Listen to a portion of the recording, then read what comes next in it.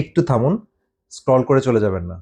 যদি আপনি বছরের পর বছর গ্যাসের ওষুধ খেয়ে যাচ্ছেন, প্রতিদিন ওমিপ্রাজল, ইসোমেপ্রাজল, প্যান্টোপ্রাজল, ডেক্সল্যান্সোপ্রাজল বা অ্যান্টাসিড জাতীয় ওষুধ, এটা আপনি নিয়মিত খাচ্ছেন বা এগুলো ছাড়া আপনার দিন যাচ্ছে না, তাহলে এই ভিডিওটি আপনার জন্য সবচেয়ে গুরুত্বপূর্ণ। আমেরিকার বিখ্যাত চিকিৎসক ডাক্তার জোনাথান রাইট 40 বছরের গবেষণার পর একটা চাঞ্চল্যকর কথা বলেছেন। যাদের তীব্র গ্যাস্ট্রিক, বুক জ্বালা, রিফ্লাক্স বা অ্যাসিড রিফ্লাক্স, তাদের অধিকাংশই পেটে আসলে অ্যাসিড বেশি না, বরঞ্চ কমে যায় বা কমে যাওয়ার কারণে এই সিমটমগুলো আসে। তো আজ আমি বলবো 10টি লক্ষণ। যদি 3টারও বেশি আপনার সাথে মিলে যায়, তাহলে দেরি না করে আপনি সঠিক চিকিৎসা নেবেন এবং আপনি ধরে নেবেন যে হয়তো আপনি এতদিন ভুল চিকিৎসা নিচ্ছিলেন বা সঠিক চিকিৎসা নিতে পারেননি। তো যে বইটা থেকে আমি ইনফরমেশন দিচ্ছি সেটা হচ্ছে why stomach acid is good for you. বইটির লেখক ডাক্তার জোনাথান রাইট এবং ডাক্তার লেইন লেনার্ড। তারা দাবি করেছেন বয়স বাড়ার সাথে সাথে 30 থেকে 40% মানুষের পেটে যথেষ্ট অ্যাসিড থাকে না। মেডিকেল ভাষায় একে বলে হাইপোক্লোরহাইডিয়া। তো সমস্যা হলো কম অ্যাসিড আর বেশি অ্যাসিডের লক্ষণ প্রায় একই রকম, তাই ডাক্তাররা অনেক সময় ভুল করে ফেলে। তো চলুন দেখি লক্ষণগুলো কি। তো আমি এখানে 10টি লক্ষণ বলবো এবং লক্ষণগুলো আপনারা খুব মনোযোগ সহকারে শুনবেন। প্রথম লক্ষণ যেটা বলবো সেটা হচ্ছে খাওয়ার পরে পেট ভারী ভারী লাগা বা পেটে ফোলা ফোলা অনুভূতি। তো খাওয়ার পরে যদি আপনার মনে হয় যে পেটের মধ্যে একটা পাথর চাপা দিয়ে আছে, মানে সাধারণত খাবার 30 থেকে 40 মিনিট পরে পেটে থেকে খাবার থেকে নিচের দিকে নেমে যায়।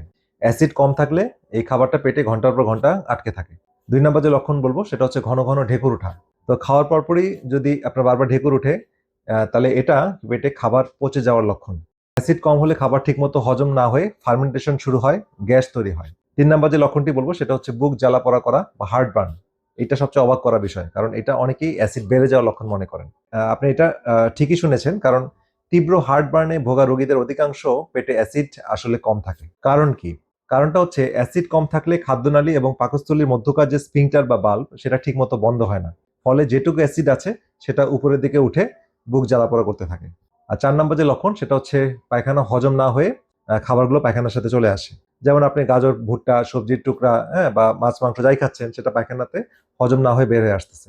এটা একটা পরিষ্কার সংকেত যে আপনার প্রোটিন এবং ফাইবার হজম হচ্ছে না, পায়খানা চলে আসছে। এবং এটা একটা অন্যতম কারণ হচ্ছে লো স্টমাক অ্যাসিড বা পাকস্থলীর অ্যাসিড কম থাকা। 5 নম্বর যে লক্ষণটি বলবো সেটা হচ্ছে মাংস বা ভারী খাবার সহ্য হচ্ছে না। যদি আপনি গরু, খাসি, ডিম, ডাল এগুলো খেলে পেট খারাপ লাগে, প্রোটিন সহজেই হজম হয় না, তাহলে বুঝতে হবে যে আপনার স্টমাকে অ্যাসিড কম আছে। কারণ প্রোটিন হজমের জন্য অ্যাসিড সবচেয়ে বেশি দরকার। অ্যাসিড কম মানে প্রোটিন হজমে সবচেয়ে বড় ধাক্কা। আর 6 নম্বর যে লক্ষণটি বলবো সেটা হচ্ছে আপনার হাতের নখ ভেঙে যাওয়া, মাথার চুল পড়ে যাওয়া বা চুল পাতলা হয়ে যাওয়া।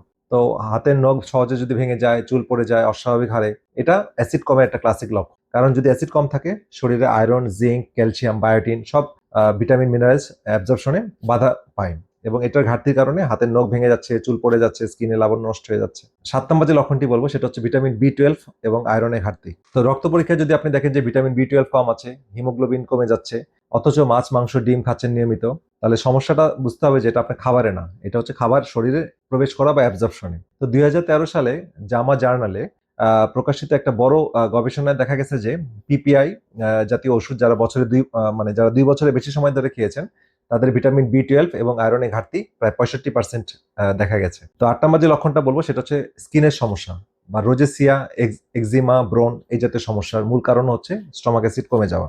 যদি মুখে লাল লাল ভাব হয়, রোজেসিয়া হয়, তাহলে কিন্তু আসলে এই বিষয়টা গুরুত্বপূর্ণ লক্ষণ।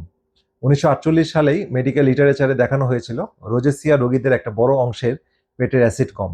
মুখের ত্বক আর পেটের অ্যাসিডের সরাসরি একটা সম্পর্ক আছে। আর 9 নম্বর লক্ষণ বলবো, যদি ক্লান্তি, দুর্বলতা, ব্রেইন ফগ এই বিষয়টা যদি আপনাকে গ্রাস করে ফেলে, তাহলে আপনি বুঝতে হবে যে আপনার স্টমাক অ্যাসিড হয়তো কম আছে। যদি আপনার সকালে ঘুম থেকে উঠেও ক্লান্তি না যায়, কোনো কাজে মন বসে না, অনেকে ভাবেন যেটা থাইরয়েডের সমস্যা, কিন্তু আসল কারণ হতে পারে শরীরের পুষ্টি পাচ্ছে না, অর্থাৎ আপনার অ্যাসিডের অভাবে প্রোটিন এবং মিনারেল শরীরে অ্যাবজর্পশন হচ্ছে না।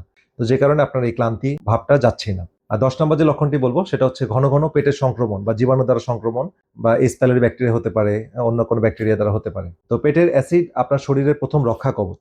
বাইরে থেকে আসা খাবারের মাধ্যমে যে বিভিন্ন ব্যাকটেরিয়া, ভাইরাস, পরজীবী যেগুলো শরীরে ঢুকে এগুলোকে মেরে ফেলে কিন্তু আমাদের স্টমাক অ্যাসিড। তাই যাদের অ্যাসিড কম তাদের এস প্যাইলোরি বা সিবু জাতীয় সমস্যা হয়। সিবু মানে স্মল ইন্টেস্টিনাল ব্যাকটেরিয়াল ওভারগ্রোথ, যে কারণে প্রায় পেটের সমস্যা হয়।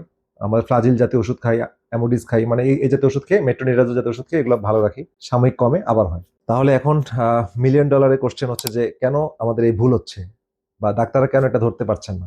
তো প্রথম যে কারণ যেটা বলা হয়েছে সেটা হচ্ছে এই অ্যাসিড কম এবং বেশি লক্ষণগুলো অনেকটা একই রকম। আর দ্বিতীয় কারণ আরো গুরুতর, সেটা হচ্ছে বিশ্বে পিপিআই ওষুধের বাজার প্রায় $14 বিলিয়ন। তো প্রাকৃতিক চিকিৎসায় প্যাটেন্ট নেই, তাই গবেষণায় টাকাও নেই। ডাক্তার রাইট তার বইতে বলেছেন, আমরা যা শিখি সেটাও কে শেখাচ্ছে সেটা গুরুত্বপূর্ণ। বাড়িতে আপনি একটা সহজ পরীক্ষার মাধ্যমে আপনি অ্যাসিড কমের একটা পার্থক্য বুঝতে পারবেন। তো যেটা বলা হয়েছে বইতে খুব সহজে, সেটা হচ্ছে বেকিং সোডা টেস্ট, যেটা আমরা আমাদের রোগীদের প্রায় করতে বলি, বা আমি আমার বিভিন্ন ভিডিওতে এটা বলেছি, যে সকালে ঘুম থেকে উঠে খালি পেটে 1 গ্লাস ঠান্ডা পানিতে আধা চা চামচ বেকিং সোডা মিশিয়ে খাবেন, তারপর অপেক্ষা করতে হবে। তো 2 মিনিটের মধ্যে যদি বড় ঢেকুর আসে তাহলে আপনার অ্যাসিড আশা করা যায় ভালো আছে। 3 থেকে 5 মিনিটের যদি সময় লাগে অ্যাসিড কমে গিয়েছে। আর 5 মিনিট হয়ে গেলেও যদি অ্যাসিড মানে ঢেকুর না উঠে, তাহলে ধরে নিতে হবে যে আপনার অ্যাসিড অনেক কম আছে। এই টেস্টটা 100% না, তবে এই টেস্টটা একটা স্ট্রংলি আপনাকে একটা সাজেস্ট করবে যে আপনার অ্যাসিডের স্ট্যাটাসটা কি অবস্থায় আছে।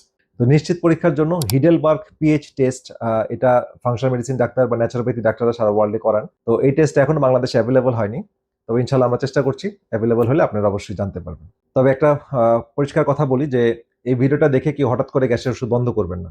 কারণ পিপিআই ওষুধ হঠাৎ বন্ধ করলে যেটা হয় যে রিবাউন্ড অ্যাসিড হাইপার সিক্রেশন হয়, যেটা অ্যাসিড স্বাভাবিকের চেয়ে অনেক বেশি বেড়ে যায় এই প্রবলেমে। তো গ্যাসের ওষুধ থেকে বের হয়ে আসতে গেলে বা অ্যাসিড কমান ওষুধ থেকে বের হয়ে আসতে গেলে আগে একজন ফাংশনাল মেডিসিন বা ন্যাচারোপ্যাথিক চিকিৎসকের সাথে কথা বলতে হবে। তারা ধাপে ধাপে আপনাকে ইনশাল্লাহ বের করে আনবেন।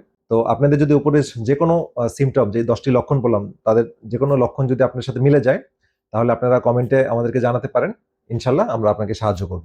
আর ভিডিওটি শেষ করার আগে সবার কাছে অনুরোধ, এই ভিডিওগুলো জনস্বার্থে করা, সুতরাং এই ভিডিওগুলো গুরুত্বপূর্ণ মনে হলে আপনার বন্ধু বান্ধব, পাড়া প্রতিবেশী, আত্মীয় স্বজন এর মাঝে যত বেশি শেয়ার করবেন তত বেশি তারা উপকৃত হবে ইনশাল্লাহ। তো আজকের ভিডিও এই পর্যন্তই। দেখা হবে পরবর্তী ভিডিওতে আরো কোনো গুরুত্বপূর্ণ টপিকস নিয়ে। সেই পর্যন্ত সবাই ভালো থাকেন, সুস্থ থাকেন। আল্লাহ হাফেজ।